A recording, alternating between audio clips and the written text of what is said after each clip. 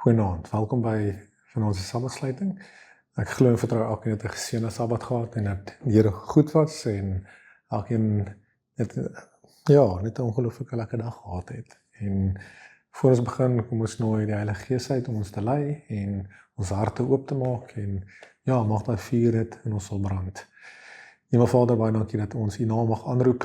Ons sê dankie dat U vir ons werk, dat U ons God is en dat U dag en nag alles besig om te doen, om siele te red.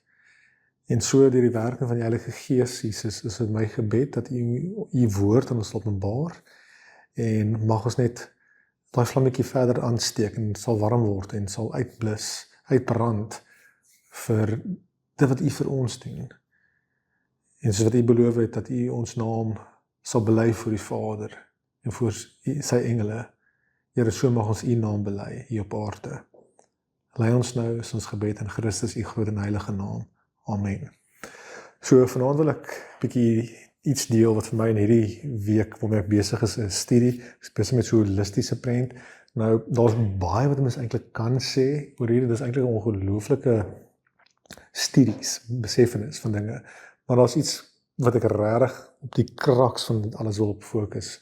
En so vanaand se titel is maar die twee boeke en die God wat besig is om te red en nie oordeel nie. En ek wil veral, om met te begin, wil ek na die boek Maleagi 3 vers 14 tot 18 toe. Ons gaan 'n bietjie lees vanaand, die skrif moet praat. Ek wil weer meer en meer fokus op dat die skrif vir ons moet vertel. Nou, ons doen dit as Adventiste, ons doen dit as Christene, maar dit is net ongelooflik eintlik hoe die Bybel mekaar gesit is, en ek hoop dit kom uit. Maar ja, Maleagi 3 vers 14 tot 18, my studie is ongelukkig in Engels, nou voornamelijk in Afrikaans deel, so as ek lyk of ek bietjie, soos daai YouTube ding is wat besig om te buffer, te load, my brein probeer nog die oorskakeling doen. Ek sit eintlik hier met my vrou se Afrikaanse Bybel, so ek is nog meer verlore, en ek het ten minste myne eerste backup ook. Maar in elk geval, hoofstuk 3 vers 14, ons lees, Julle het gesê, dit is te vergeefs om God te dien. En wat baat dit ons om sy verordeninge te onderhou en in rouklere voor die aangesig van die Here van die leerskare te wandel. En nou prys ons die vermeteles gelukkig. Nie alleen word die wat goddeloosheid bedrywe gebou nie, maar hulle versoek God en raak vry. Toe het die wat die Here vrees met mekaar gespreek. En die Here het dit opgemerk en gehoor, en daar is 'n gedenksboek voor sy aangesig geskrywe vir die wat die Here vrees en sy naam eer. En hulle sal my tot 'n eiendom wees, sê die Here van die leerskare, op die dag wat ek skep. En ek sal met hulle medelyde hê, soos 'n man medelyde het met sy seun wat hom dien. Dan sal julle weer die onderskeid sien tussen die regverdige en die goddelose, tussen die wat God dien en die wat hom nie dien nie. Baie dinge in daai verse. Maar interessant hoe hy eendag sê, maar die dag, daar's 'n dedicated dag, wanneer hy gaan skep. Maar die Engels sê vir my, bring vir my nogal mooi uit, en moet sê, on the day that I make them my jewels. So ons bevind hier's 'n gedenkboek wat voor God geskryf word, van hulle wat God vrees. En waar is dit wat het op neerkom is, en ons almal het al hierdie gevoel, jy weet, wanneer sal God sy geregtigheid laat geskied? Jy weet, daar's soveel evil wat gebeur in hierdie wêreld van ons. Daar's soveel misdaad, maar die godslastering wat nou besig plaas, die openlike bedrog, openlike deur wêreldmagte. Jy weet, daai vers wat sê soos in die dae van Noag. Nou, ons het al baie keer daai verse gehoor, maar ons lewe werklik wanneer jou governments van jou eerste wêreldlande openlike bedrog kan doen soos hulle doen. Dis die dae van Noag. Jy weet, en dan vra ons die vraag, Here, dit lyk of hulle prosper, dit lyk of hulle vorentoe gaan, en God se kinders word dit harder. Dit raak dit swakker, dit raak dit erger. En hier gaan God en hy sê, daar's 'n gedenksboek wat hy skryf voor sy aangesig. En dit is 'n belangrike punt, want so wil ek gaan Openbaring 3 vers 5. En ek wil regtig julle aanmoedig, vat jou Bybel. Weet ons is geneig net om te luister wat mense sê, maar jy moet jouself self in die woord bevind. Jy moet jouself self tussen die bladsye van God se woorde bevind. So ek moedig dit aan. Vat jou Bybel, tel op, lees saam. Hoofstuk 3 van Openbaring vers 5. En ons lees: Wie oorwin? Nou hier natuurlik net, hier is nou vir die eerste kerk. Aan die eerste kerk word gesê, wie oorwin sal bekleed word met wit klere, en ek sal sy naam nooit uitwis uit die boek van die lewe nie. En ek sal sy naam bely voor my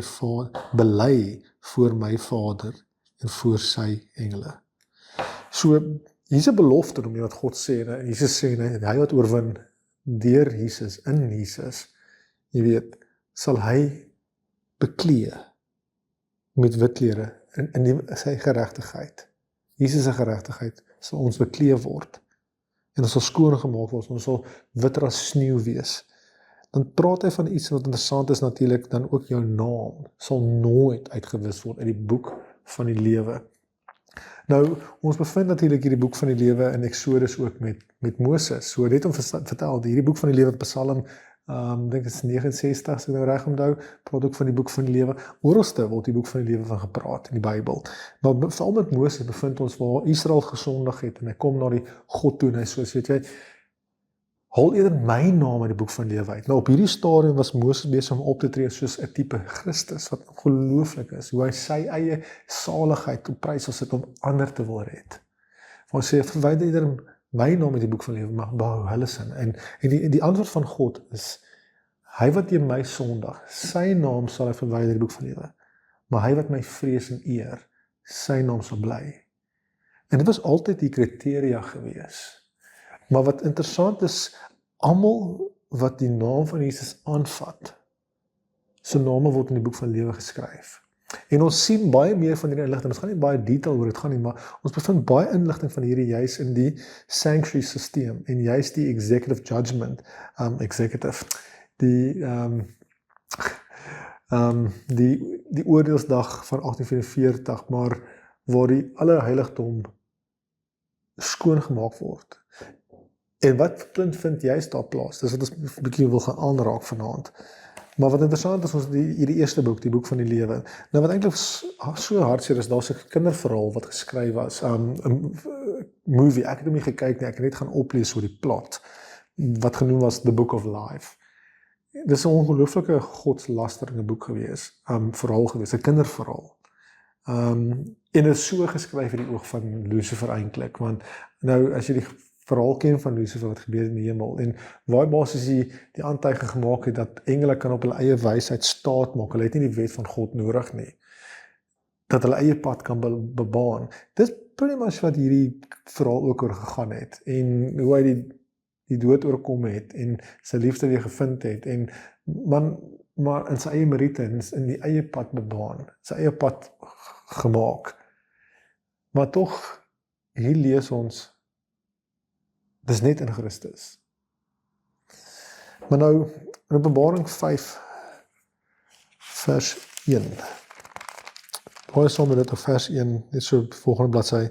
En ek het in die regterhand van hom, wat op die troon sit, 'n boek gesien, van binne en van buite beskrywe met 7 seels goed verseël. Okay, so hierdie boekrol is geseël met 7 seels, en binne en buite is geskryf. En dan in vers 7, en hy het gekom, dis natuurlik Jesus, want die boek was nou in die God se hand, die God die Vader sê, moet verder lees eintlik, en geneem uit die regterhand van hom wat op die troon sit. So hier is ons inligting.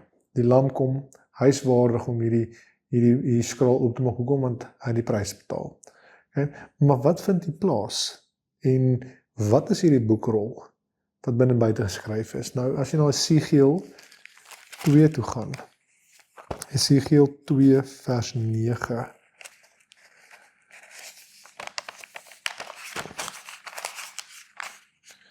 en 10. toe kyk ek, en daar was 'n hand na my toe uitgesteek, en daarin 'n boekrol. En hy het voor my uitgesprei, en dit was beskrywe op die voor- en agterkant, en daarop was geskrywe klaagliedere, gesug en wee. Nou, ons is bewus, en as jy gaan kyk nou in die konteks te gee ook, hierdie boekrol het 7 seels op, en die 7 seels word oopgemaak, en ons bevind natuurlik dat wanneer die 7de seël oopgemaak is dit wanneer Michael opstaan, wanneer Christus nie meer intree as middelaar vir sondaars nie. Met ander woorde, genade deure sluit. Dan val die 7 pla. Maar die 7 pla kan nie val tot die 7de seël oop is nie. Maar wat interessant is dat al die wee, al die wou, al die afgruwelikheid, wat ander woorde wat op aarde plaasgevind het, is in hierdie boek geskryf. Al die werke, elke een, niks is gemis nie. Met ander woorde, daar is nie 'n plek oop op hy skryf. Elke liewe detail is gecapture. En God het dit in rekenskap. Nou net soos in die heel eerste vers gelees het van Maleagi, waar hy sê dat daar kom 'n dag, daar's 'n tyd uit sy gesit. Want die vraag is, wat ons gevra het ook, is dit Here, dat wanneer gaan geregtigheid geskied, jy weet, wanneer gaan hy intree, en hierdie mense wat mense se lewens vat en besteel, en die afgruwelikheid, en hierdie jy weet, mens wil nie in die detail gaan nie. En hy soos, ek het al die dinge neergeskryf. Hy soos, dit lyk of die ongeregtigheid, dit lyk of die sonde wat openlik boos oor 'n sonde wegkom. Maar hy soos, ek het elke ding gepen. En is interessant ook waar hy dan sê dat die 7 pla aan dit gekoppel is. Jy weet, mixed without mercy. Nou, die fokus waarna ek wil gaan is, net om nou vir julle te gee, is die volgende. En dit is vir my belangrik, ons nie so die volgende bladsy gaan nou, sal 'n bietjie lees, maar van Openbaring 7. Openbaring 7 vers 1 tot 8 en sê, en na hierdie dinge het ek 4 engele op 4 hoeke van die aarde sien staan, en hulle het 4 winde van die aarde vasgehou, sodat geen wind sou waai op die aarde of op die see of teen enige boom nie. En ek het 'n ander engel sien opkom van die opgang van die son, met die seël van die lewende God, en hy het my 'n groot stem geroep na die 4 engele aan wie dit gegee is om die aarde en die see te beskadig, en gesê, moenie die aarde of die see of die bome beskadig, voordat ons, die diensknegte van onsse God, op hulle voorhoofde verseël het nie. En ek het die getal van die 4 seeldes gehoor, 144.000 verseeldes uit al die stamme van die kinders van Israel. Nou, die vers 1 begin, en na hierdie dinge, en implikasie wat hy daar sê, is dit wat jy voorheen gelees het, dit is die opvolg van hierdie. Nou, wat het gebeur met die opvolg? Die 6de seël was oopgemaak gewees. Nou, ons weet die 6de seël was die sterre wat geval het, en die maan wat donker geword het, en daar's klomp tekens wat gebeur het, en ons is bewus gemaak en uitgewys hoe daai tekens in die aardbewing het juist plaasgevind in die 1800s. En hy sê juist na hierdie gebeurtenis, waar daar 'n seëling plaasvind, nou om 'n seël van God, en ons gaan nie die seël van God aanraak nie, maar hy is besig om te verklaar dat daar is 'n investigative judgment wat plaasvind. En dan die uitloop van die investigation eindig by die laaste groep van die 144.000, hulle wat lewendig is. Maar wat my mooi is, en wat hy vir my uitwys is, in hierdie, tussen die 7de seël en die 6de seël, vind hierdie plaas. Nou, wat net ongelooflik is, en ek wil hier vir my nogal net sê, dat ons lees hierso in Openbaring 7, van 1 tot 8. Nou as jy na Daniël, hou jou vingers in Openbaring, maar as jy na Daniël toe gaan, Daniël hoofstuk 7 ook, en dis net ongelooflik. Hierdie is 2 boeke, is honderde jare uit mekaar uitgeskryf. En daar was nie eens hoofstukke gewees wat geskryf is, en nog steeds op die dot val hierdie. Daniël 7 vers 9, ons gaan nie alles deurlees nie, maar net 'n paar verse. Daniël 7 vers 9. Ek het bly kyk, totdat trone gereg gesit is, en oue van die dae gaan sit het. Wie is die oue van dae? Dis God die Vader. Ons gaan nou so ontdek hoekom. Sy kleed was wit soos sneeu, die hare van sy hoof so skoon wol, Sy troon was vuurvlamme, die wiele daarvan brandende vuur. 'n Stroom van vuur het gevloei en voor hom uitgegaan. 1000 maal 1000 hom gedien en 10.000 maal 10.000 het voor hom gestaan. Die gereg het gegaan sit en die boeke is geopen. Vers 13. Ek het gesien die nagesigte en gekyk. Met die wolke van die hemel het een gekom soos die seun van die mens. Wie is hierdie? Jesus. En hy het gekom tot by die oue van daar en hulle het hom nader gebring voor hom. En vers 14. En aan hom is gegee heerskappy en eer en koningskap en al die volke en nasies en tale het hom vereer. Sy heerskappy is 'n ewige heerskappy wat nie sal vergaan en sy koninkryk een wat nie vernietig sal word nie. En dan vers 26. Maar die gereg sal sit en hulle sal hom die heerskappy ontneem om dit vir goed te verdelg en te vernietig. Dan word die koningskap en die heerskappy en die grootheid van die koninkryk onder die ganse hemel gegee aan die volk van die heiliges van die Allerhoogste. Hulle koninkryk is ewige koninkryk en al die heerskappy sal hulle vereer en gehoorsaam wees. So ons bevind hierso natuurlik 'n duidelikheid dat hierdie vind plaas by die voorkoms van Jesus. Want dan word in Daniël 2 beeld, dis so met 'n ewige en hy verwys na Daniël 2 beeld, sy koningskap is ewig. So ons weet hierdie wat plaasvind moet in die einde van tyd wees, nie in Daniël se tyd nie. En ons weet natuurlik hierdie is onder andere wat die Great Disappointment 'n misverstand was, waar die ondersoeker gedink het is juist Jesus kom terug die tweede keer. Maar wat eintlik gevind het is juist dat Jesus na die Vader gegaan het en wat begin? Hy het in die allerheiligste ingetree en die boeke is oopgemaak. Maar wat 'n boek? Die boek van die lewe. En hoe weet ons dit? Want die tweede boek se seël, die 6de seël is nog oop. Die 7de seël is nog nie oopgemaak nie. So dis nie die en die 7de seël word juis oopgemaak wanneer Michael opstaan. Met ander woorde wanneer die middel daarmee instaan nie. So ander woorde die boek wat oopgemaak het is die boeke van hulle wat Jesus se naam aangevat het. Nou as jy verder teruggaan dan terug in Openbaring 7 en dan van vers 9 na hierdie dinge. Nou dit is natuurlik verwys na die getal wat die seël in 'n plaas gevind het. En natuurlik saam met na hierdie dinge is ook wat ons nou in Daniël gelees het, want dis die vervulling van hierdie werk. Is hier wat ons nou gaan lees. Dit is die uitkoms, die fokus, die doel. En dis wat belangrik is wat ek vanaand wil oorgee. Dit is die doel van wat God die Vader en die Seun en die Heilige Gees op die huidige oomblik nou mee besig is die volgende. Na hierdie dinge het ek gesien en kyk, daar was 'n groot menigte wat niemand kon tel nie, uit alle nasies en stamme en volke en tale. Hulle het gestaan voor die troon en voor die lam, bekleed met wit klere en met palmtakke het hulle in hulle hande. En hulle het met 'n groot stem geroep en gesê, heil aan ons God, wat op die troon sit, en aan die lam. En al die engele, vers 11, het rondom die troon en die ouderlinge en die 4 lewende wesens gestaan, en hulle het voor die troon op hulle aangesig neergeval en God aanbid gesê, Amen, die lof, die heerlikheid, die wysheid, die danksegging en die eer en die krag en die sterkte van onze God tot in alle ewigheid. Amen. Toe het ek van die ouderlinge gespreek en vir my gesê, hulle wat bekleed is met wit klere, wie is hulle en waarvandaan het hulle gekom? En ek sê vir hom, my Heer, U weet dit. En hy sê vir my, dit is hulle wat uit die groot verdrukking kom. En hulle het hulle klere gewas en hulle klere wit gemaak in die bloed van die lam. Nou, hierdie is almal wat gered is. Hierdie is by die einde van die werk.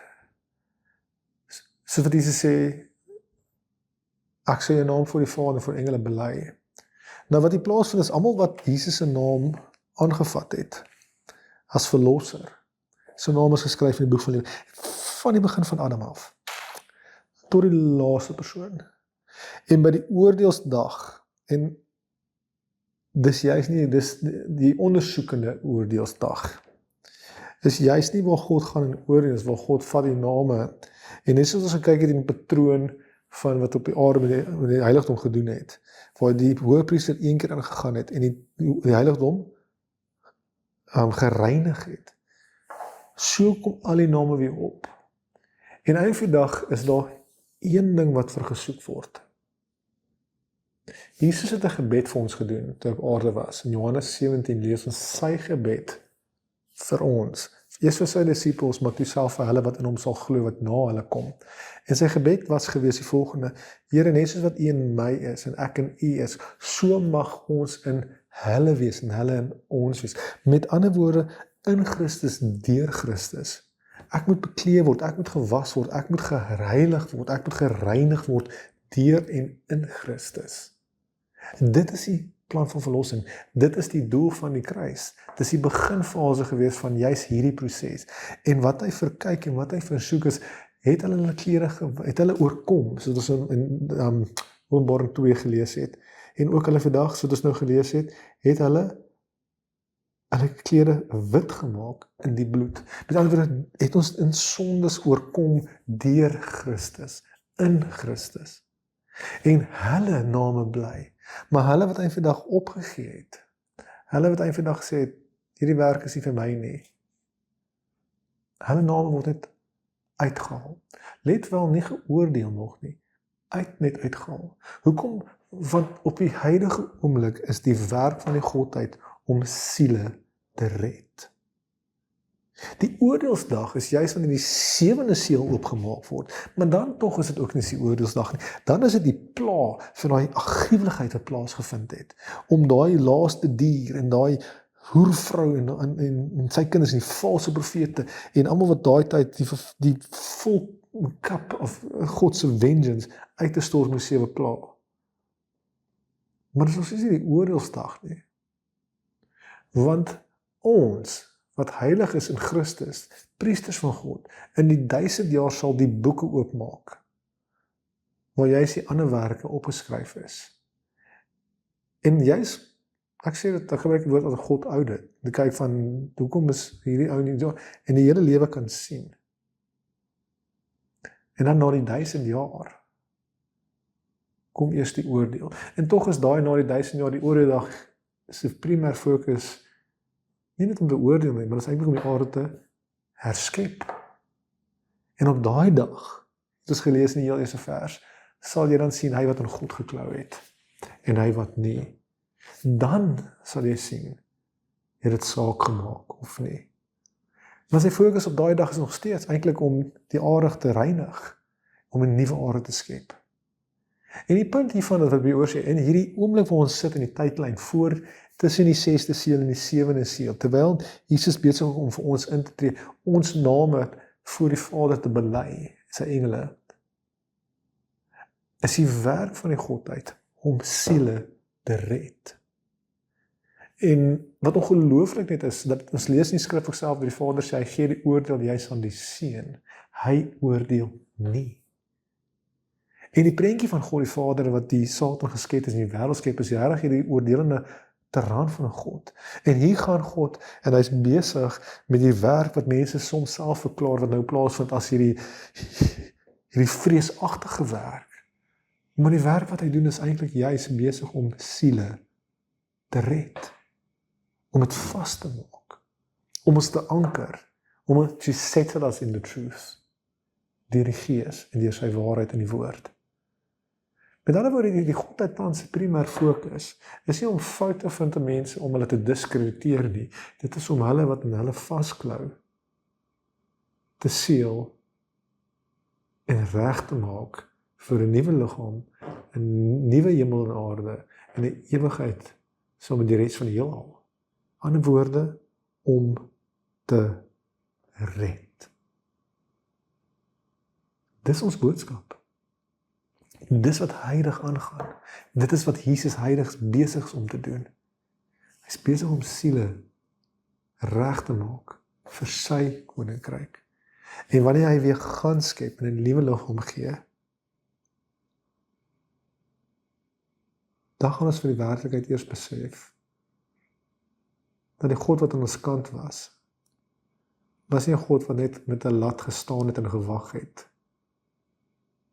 Nou moet jy my nie verkeerd verstaan, ek probeer nie hierso sonde minag en probeer sê dat God gooi 'n blinde oog op sonde nie. God is 'n heilige God. En die kriteria wat nog steeds gegee word self aan Moses, het hy gesê, hy wat teen my sondig, sy naam sal verwyder. Maar die besefenis wat hier moet gekoppel word, is dat Jesus het sy lewe gegee, sy bloed gestort. Ons moet onsself was in daai bloed, dan dis wat ons wit maak. Met ander woorde, ons het 'n God wat ons wil oorwinning gee. Met ander woorde, as jy sukkel, bring dit na God toe. Hy kan getuig tot dit. Dit dalk 'n lewenslang sonde is van jy sukkel. Dis die stryd. Paulus praat baie van dit. Maar die besefenis wat ons hê, is dat God is besig om te red. En dis wat hy wil doen vir my en vir jou. En dis my gebed vanaand, vir elke hart, dat die prentjie wat ons in ons koppe en ons harte het oor God, sal een wees wat gegrond is in werklik hoe lief God ons het. En ek sluit af met hierdie woorde. God het die wêreld so lief gehad. Dis die Vader, dat hy sy enigste gebore seun gegee het. Dat wie in hom glo, nie verlore mag gaan nie. Die Here het nie vir ons lief geraak, nadat hy sy seun vir ons gegee nie. Hy was vir ons lief in ons toestand, voor hy sy seun gegee het. En daarom, Gees en Profesie sê hierdie, en die skrif getuig tot hierdie, daarom het hy sy seun gegee, om ons te red. En sondaar, met jou swakheid, en jou swak vlees, dis vir jou wat God roep, en soos wat in Openbaring ook sê, ek klop aan jou deur. En soos wat iemand gesê het, dat in God is dit 'n bilateral verhouding, nie unilateral nie, met ander woorde, God forceer nie. God doen iets, dan wag hy, dan doen hy weer, dan wag hy, met ander woorde, God kom klop op jou hart. As jy die deur opmaak, doen hy die volgende stap. En dit stel met alles. En daardeur is my gebed, besef vandag, o sondaar, dat God is besig om in die allerheiligste om te werk, om siele te red. En mag my naam en jou naam gevind word vir ewigheid in die Lam se boek van die lewe. Amen. Ja, Here, mag ons U bely op aarde. Want U het self gesê, as ons U bely, sal U ons bely voor die Vader en voor sy engele. Maar Vader, wat ons bely is dat ons is sondaars, ons is vuil, ons skiet kort. Ons kom was ons kleed in U bloed, o Lam van God. Vul ons met die Heilige Gees. Versterk ons. Herskep ons. Verander ons, Here. Daar's van ons wat ons soms in sondes lewe vir so lank en dit voel of dit onmoontlik is om te verander. Breek deur daai hardkoppigheid.